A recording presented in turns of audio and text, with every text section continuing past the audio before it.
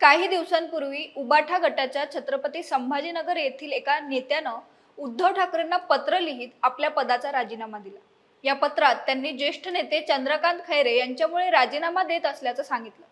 त्यानंतर मात्र उबाठा गटातील एक जुना वाद पुन्हा उकरून काढण्यासाठी हेच पत्र कारणीभूत ठरलं। अर्थातच छत्रपती संभाजीनगरमधील हा जुना वाद आहे अंबादास दानवे आणि चंद्रकांत खैरे यांच्यातील।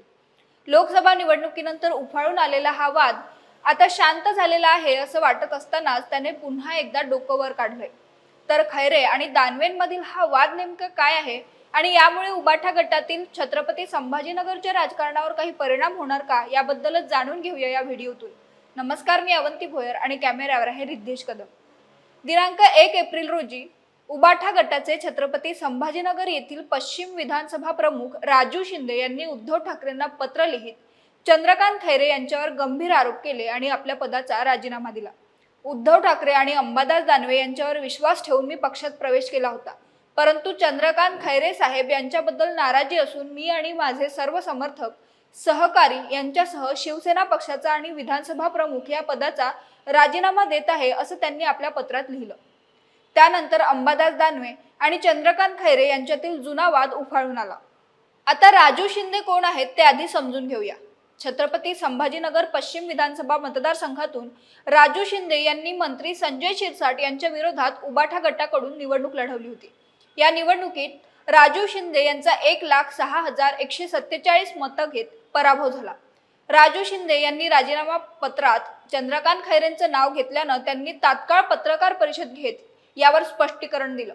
मात्र खैरेंनी नुसतं स्पष्टीकरणच दिलं नाही तर नाव न घेता अंबादास दानवेंवर टीकेची तोफही डागली।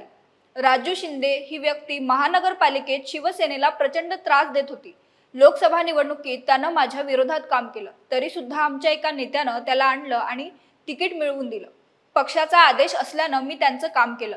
आता माझा आणि त्यांचा संबंध नाही। पराभव झाल्यानंतर तो दिसलाही नाही। त्याने पक्षात येऊन शिवसेना डिस्टर्ब करण्याचं काम केलं। राजू शिंदेला मतदान करण्यासाठी मी 2500 लोकांना फोन केलेत, असं असतानाही माझ्यावर आरोप झालेत। अंबादास दानवे यांनी त्याला तिकीट मिळवून दिल्यानं त्यानं त्यांची स्तुती केली असंही खैरेंनी सांगितलं। एवढंच नाही तर विधानसभा निवडणुकीत अंबादास दानवे यांनी बाहेरून उमेदवार आणले, पण त्यांनी आणलेला एकही उमेदवार निवडून आला नाही असा आरोपही खैरेंनी केला।